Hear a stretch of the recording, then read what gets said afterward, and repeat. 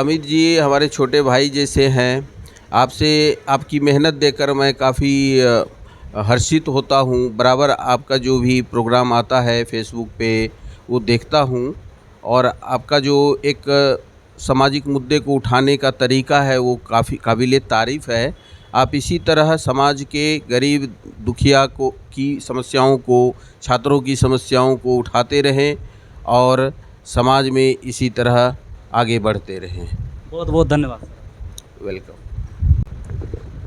नमस्कार साथियों, अभी मैं कटिहार जिला के समेली प्रखंड में मौजूद हूँ। हमारे सामने में शख्स हैं, कोई परिचय के मोहताज नहीं है। एक एक शिक्षित युवा के बीच इनका नाम गूंजता है और इन्होंने एक शिक्षा की मिसाल पेश की है। और शिक्षा जगत में एक ऐसा मुकाम जो युवाओं का सपना होता है, हर पिता का सपना होता है कि मेरा बेटा भी पढ़ लिख कर डीएसपी बन जाए या आईएएस बन जाए। और उसी सपने को साकार करने के लिए हमारे बीच में सर मौजूद हैं। सबसे पहले तो हमारे चैनल में सर का बहुत बहुत धन्यवाद है सर। धन्यवाद धन्यवाद। सर आप अपना एक बार परिचय हम लोगों के बीच दे दिया जाए सर। एक तो परिचय के आप मोहताज हैं नहीं, फिर भी यहाँ ये वीडियो जो है बिहार तो नहीं देश विदेश भी देखते हैं सर। हमारे कुछ दर्शक हैं जो सऊदी अरब के, वहाँ भी देखते हैं, अमेरिका के लोग हैं वहाँ भी देखते हैं, समेली के तो लोग जानते ही हैं सर आपको। सर बताया जाए। मैं प्रभात रंजन, पुलिस उपाधीक्षक यातायात मुंगेर, और उसके साथ ही साइबर थाना प्रभारी मुंगेर भी हूँ, और मेरा घर चांदपुर में पड़ता है जो समेली प्रखंड में है।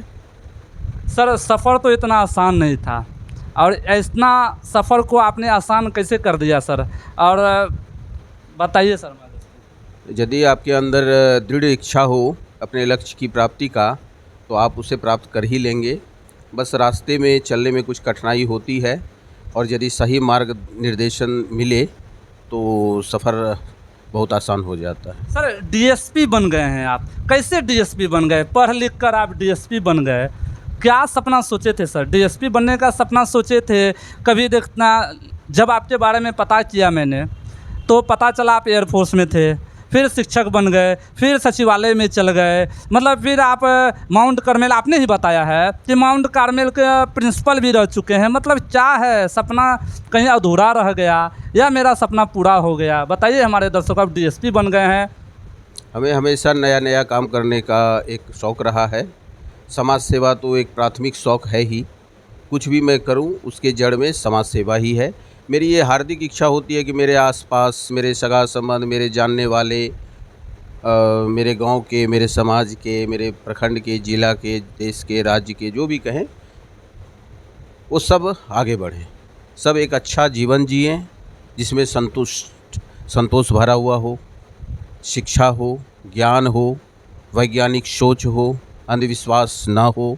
ये मेरा सपना रहा है और मैं अपने प्रयास से कुछ हद तक सफल भी हूँ। अच्छा, डीएसपी बनने चले आपने सर। एक बात और समाज में गूंजता है ना, आपने महंगी कोचिंग ली, और जैसे अभी है ना लोग सर देखते हैं कितने छात्र छात्राएं हैं, बच्चा हुआ बोला दिल्ली जाओ बेटा, आज हम तुमको इतना रुपया देते हैं, दिल्ली में बड़े बड़े कोचिंग संस्थान हैं, कोचिंग पढ़ो और उसके बाद तुम हमारा कहीं ना कहीं नाम रोशन करो। आपने सर क्या कोचिंग की? नहीं, मैंने कोई कोचिंग नहीं की, और मैं स्वाध्याय से बुक पढ़ के मैं अपने सफल हुआ इस एग्ज़ाम में। और मैं ये कहना भी चाहूँगा कि स्वाध्याय के बगैर कोई चारा नहीं है। कोचिंग में भी यदि आप जाते हैं तो वहाँ मार्गदर्शन ही होता है, वहाँ पे आपको सलाह दी जाती है। आखिरकार जिस दिन आप पूरे बुक का स्वाध्याय करते हैं, गहराई से पढ़ते हैं, उसी दिन आपका रिज़ल्ट होता है। कैसे डीएसपी बनेंगे सर? अभी छात्र आपको जो देखेंगे, ये वीडियो जो जाएगा, लालसा होती है पढ़ने लिखने वाले छात्र छात्राओं को, और माता पिता भी देखेंगे मेरा बेटा कैसे आपकी तरह बनेगा, क्या करना होगा उसके लिए सर? बताइए सर पूरा विस्तार से सर। जैसे मेरे घर में एक माहौल था कि कुछ किताबें, मेरे फादर भी एक अपने ज़माने के टॉपर स्टूडेंट रहे थे, कुछ किताबें पहले से भी घर में रहती थी, तो मुझे किताब पढ़ने का, बुक पढ़ने का बड़ा शौक़ रहता था। मैं यहाँ तक कि 9th क्लास में रामायण महाभारत सब पढ़ गया था। तो प्रेमचंद का सारा उपन्यास 9th तक मैं पढ़ चुका था। मेरे बड़े फादर हाई स्कूल हेडमास्टर साहब थे, तो वो अपने स्कूल से बुक लाकर मुझे देते थे, मैं पढ़ता था। कोर्स की किताबों के साथ ये सब चलता रहा। मैं बस एक ही चीज़ कहना चाहता हूँ कि स्वाध्याय की यदि आपको आदत है, और यदि आप समाज के समाज की समस्याओं को, गरीबों की समस्याओं को अच्छी तरह से समझते हैं और अनुभव भी करते हैं, और यदि उसे दूर करने का एक प्रयास करते, सोच रखते हैं, तो आपके लिए सिविल सर्विसेज आसान हो जाता है। बिना समाज सेवा की भावना के सिविल सर्विसेज थोड़ा कठिन है। मतलब ईमानदारी से पढ़नी होगी सर। ईमानदारी से पढ़नी होगी, किताबों में पढ़नी होगी और समाज में भी पढ़नी होगी। सर एक डीएसपी हैं राजस्थान कोटा के, उनका भी एक वीडियो बहुत तेज़ी से वायरल हो रहा था। उनका कहना था प्लान ए, अगर आप जिस चीज़ को चाहते हैं अगर वह मुकाम हासिल नहीं हुआ तो प्लान बी तैयार रखिए। तो सर आपने भी देखा होगा, वो भी ट्रैफिक डीएसपी ही थे, राजस्थान कोटा के हैं। तो आप क्या चाहते हैं? जैसे हमारा सपना था कि हम आईएएस बने, माता पिता के भी मेरा बेटा आईएएस बन जाए, कोई चाहता है मेरा बेटा इंजीनियर बन जाए, कोई चाहता है डॉक्टर बन जाए। अगर वह हासिल नहीं हो तो क्या लक्ष्य एक रखना चाहिए या फिर प्लान बी भी तैयार रखना चाहिए कि भगवान ने अगर हमको भेजा है इस धरती पे, हर इंसान में स्पेशलिटी है सर। जैसे आप में स्पेशलिटी है सर, मैं मानता हूँ कि एक इन जो है ना कोई माहौल वैसा, लेकिन आपने अखबारों को लगता है देख के किया या फिर कैसे संजोग से आप क्या किए हैं सर, और आप क्या कुछ कहना चाहिए? मेरा प्लान भी हमेशा ही रहा। जब मैं तैयारी करता था तो मेरा लक्ष्य ये नहीं होता था कि मैं एग्ज़ाम में पास कर जाऊं, सफल हो जाऊं। मेरा लक्ष्य होता था कि मैं एक बुक की स्टडी इतनी गहराई से करूं। मैं मोटी मोटी किताबें खरीदता था हर विषय का, तो इतनी गहराई से करूं कि मैं कल स्टूडेंट को बीपीएससी की तैयारी करवा सकूं। यानी मैं एक टीचर बनना चाहता था, बीपीएससी का टीचर। यदि पास कर गया तो ऑफिसर, नहीं तो अपनी कोचिंग। तो यही मेरा प्लान भी था। कोचिंग का नाम सर ड्रीम आईएएस रखे थे, वो भी खैरा पंचायत में, सत्संग मंदिर खैरा के पास में। उसका क्या सपना था? आप आईएएस बनना चाहते थे, डीएम बनना चाहते थे, आप बन गए डीएसपी? नहीं, मेरे साथ ऐसा हुआ कि ग्रेजुएशन मेरा इनकम्प्लीट रहा, मैं एयरफोर्स में चला गया और फिर दोबारा ग्रेजुएशन होने में मेरा 18 साल का गैप हुआ। 93 में मैंने इंटर किया, 91 मैट्रिक, 93 ग्रेजुएशन इंटरमीडिएट। उसके बाद मेरा 2011 में नालंदा ओपन यूनिवर्सिटी से ग्रेजुएशन हुआ। 18 साल का गैप। अब 18 साल के गैप में मेरा यूपीएससी का एज ख़त्म हो चुका था, ग्रेजुएशन बाद में हुआ, तो मेरे पास एक ही बचा हुआ था बीपीएससी। तो फिर एक ही लक्ष्य पे मैं काम किया। पढ़ाई करते थे, चिंता रहती थी सर, टेंशन रहता था कि अगर क्या होगा नहीं होगा मेरा, कभी पैसे की चिंता, लोगों का होता है ना पैसे की चिंता, आपको कोई चिंता था? नहीं, कोई चिंता नहीं थी। मैं जब सर्विस में दोबारा नहीं जा पाया था, कोचिंग चलाता था और तैयारी भी करता था, तो उसमें मेरा लक्ष्य था यदि मेरे पास 5,000 रुपये मेरे पॉकेट में है तो मैं दुनिया का सबसे धनी आदमी हूँ। 2,000 है ठीक ठाक है, 1,000 है तो खतरे की घंटी है। यानी हमेशा मेरे पास 5,000 प्लस रहा और मैं अपने आप को फुलफिल्ड समझता था, संतुष्ट था। अच्छा सर, आपका गृह जिला कटिहार पड़ता है, कटिहार में वो भी समेली प्रखंड, समेली प्रखंड अंतर्गत आप चांदपुर, पश्चिमी चांदपुर, पूर्वी चांदपुर में आपका घर पड़ता है सर। क्या कुछ कहना चाहिएगा अपने प्रखंड वासियों को सर? आप इतना अच्छा मुकाम, आपको तो बधाई देने के लिए लोगों का तांता लगा रहता है कि आज प्रभात रंजन, जैसे ही मैंने वीडियो डाला है तो कितने लोगों ने मुझे फ़ोन कर दिया कि कहाँ हैं सर, और बहुत अच्छा लगा। धर्मपुर गांधी उच्च विद्यालय कृष्णानगर भी गए आप, उसके बाद सुतारा में ही मिशन स्कूल गए। अगर आप सर वहाँ पे जाते हैं और बच्चे को मोटिवेट करने का काम करते हैं सर, क्या कुछ कहना चाहिएगा हमारे प्रखंड क्षेत्र वासियों को सर आप?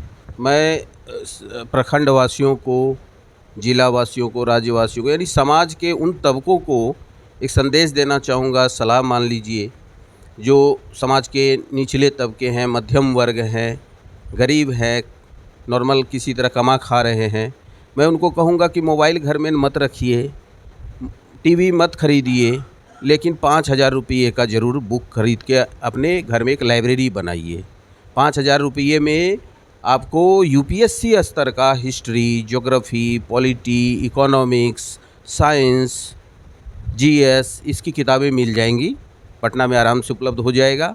आप 5,000 रुपये की किताब खरीद के अपने घर में एक लाइब्रेरी बनाइए, ताकि आपके जो बच्चे हैं उस किताब को देखकर बड़े हों, और यदि लालसा जगी तो वो किताब को निकाल के देखेंगे भी, जैसे मैं देखता था कभी कभार अपने घर में। तो आप टीवी खरीदते हैं 25,000 रुपये का, मोबाइल 25,000 रुपये का, 20,000 रुपये का खरीदते हैं, लेकिन 5,000 रुपये ज़रूर जुड़ा के अपने घर में लाइब्रेरी बनाइए, जिसमें पटना से जाके हिस्ट्री की अच्छी किताब, ज्योग्राफी की अच्छी किताब, यूपीएससी स्तर की किताबें आप कम से कम 5-10 बुक ला के उसमें लाइब्रेरी में रखिए और अपने बच्चों को दिखाइए, बच्चा देखकर कल उसको पढ़ेगा भी और आसानी से कंपटीशन पास करेगा। सर और अंतिम सा सवाल है सर, आप लगातार युवाओं के बीच जाते हैं, हमारा समेली जो है कहीं ना कहीं कुछ युवा जो है नशे का शिकार हो गया है सर, नशे की लत लग जाती है। शराब तो बंद है सर, लेकिन फिर भी नशे का लत उनको लग जाता है। और आप अगर कहेंगे और छात्र छात्रा जो है कहीं ना कहीं कुछ असर तो ज़रूर पड़ेगा, और वैसे छात्र छात्रा, वैसे माता पिता भी, और वैसे छात्र भी जो आजकल मोबाइल निकला है सर यूट्यूब पे, और कहीं ना कहीं मूवी देखने में व्यस्त हो जाते हैं और उसका दिनचर्या जो है थोड़ा गड़बड़ हो जाता है। कोई वैसे भी छात्र हैं जो पढ़ लिख कर नहीं बन पाते हैं तो उसके शरीर में डिप्रेशन हो जाता है सर, और वह कुछ गलत कदम उठा लेते हैं कि ऐसे हो गया वैसे होगा, मेरा जीवन बर्बाद हो गया। आप क्या कहिएगा वैसे लोग? मैं तो पहले नशे की बात या बच्चों के गड़बड़ होने की बात पे बात करना चाहूँगा। हर गार्जियन का ये दायित्व है कि अपने बच्चे पे एक निगाह ज़रूर रखना, वो क्या कर रहा है, कहाँ जा रहा है, किससे मिल रहा है, उससे पूछना, उसके क्रियाकलाप को मॉनिटर करना, नज़दीक से देखना। कुछ गड़बड़ हो अपने से नहीं समझ में आ रही है तो किसी बुद्धिजीवी जो है टीचर लोग हैं समाज के, उनसे बात करना, उनसे मिलवाना, ये हो गया। नशे के बारे में मैं यही कहना चाहूँगा कि आप कुछ भी करिए, कोई भी बुरा काम आप कर रहे हैं, लेकिन मेरा एक ही सलाह है कि 5 से 6 घंटे तक कड़े से पढ़िए। सारी बुराई आपसे दूर हो जाएगी। बुराई दूर करने के चक्कर में रहिएगा तो पता नहीं होगा कि नहीं। अच्छा काम जो है उसको बढ़ाना है तो पढ़ाई पे जोर दीजिए, आपका नशा, आपकी बुराइयाँ खुद ब खुद दूर हो जाएंगी। सर साइबर थाना के आप डीएसपी हैं सर, तो ज़्यादा तो सवाल होगा नहीं, लेकिन साइबर पे थोड़ा कुछ बता दें। साइबर पे यही कहना चाहूँगा कि अभी जो है हर घर में मोबाइल आ गया, बहुत घर में लैपटॉप है, ऑनलाइन लोग काम करते हैं, व्हाट्सएप, इंस्टाग्राम, ट्विटर, फेसबुक चलाते हैं, लेकिन उन्हें जानकारी कम है।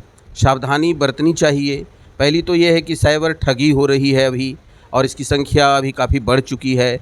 अननोन अज्ञात लोगों से कॉल आवे, व्हाट्सएप पे कॉल आवे या मोबाइल पे कॉल आवे तो उसे रिसीव कर लिए तो उनसे बात करके और देखिए वो क्या बोल रहा है। यदि जान पहचान का है तो ठीक, अदरवाइज उन पे बिलीव मत कीजिए, या तो उन्हें ब्लॉक कर दीजिए, या वो कोई बात कह रहा हो तो करिए मत। लालच में पैसा नहीं भेजना है कि ये फलना आदमी बोल रहे हैं इतना फर्नीचर, पहले उससे बात कर लीजिए, सेटिस्फाइड हो जाइए वो है कि नहीं है। बिल्कुल छानबीन कर लीजिए।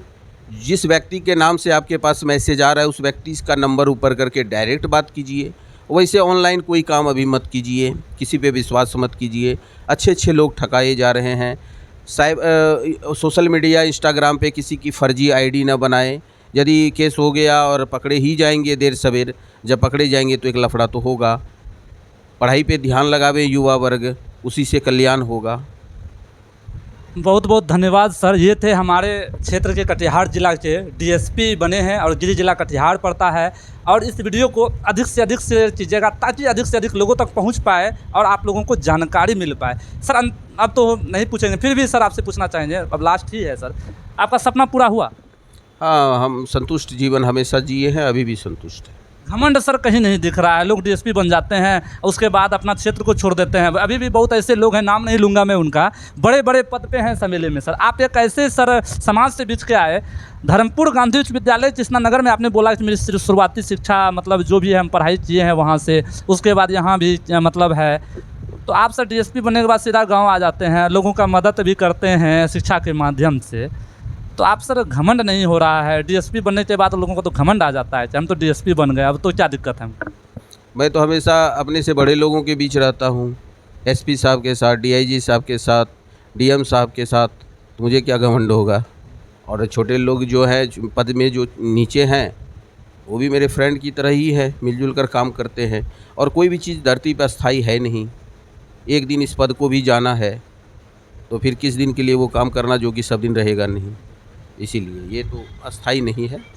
तो अब मैं दीजिए अब इजाज़त अमित पंडित को, आज के लिए इतना ही। बने रहिएगा इस वीडियो में। जय हिंद। सर आपसे अगर कोई स्टूडेंट अगर इस क्षेत्र के हैं या कहीं भी क्षेत्र के, पूरे बिहार में या पूरे इंडिया में, और आपसे कांटेक्ट करना चाहें तो वो कैसे करेंगे और आपसे कैसे मार्गदर्शन प्राप्त करेंगे कि हम भी सर की तरह डीएसपी बने? मेरा एक सोशल मीडिया अकाउंट भी है, इंस्टा पे, फेसबुक पे, और आईडी है रंजन IAS 124 RANJAN IAS 124।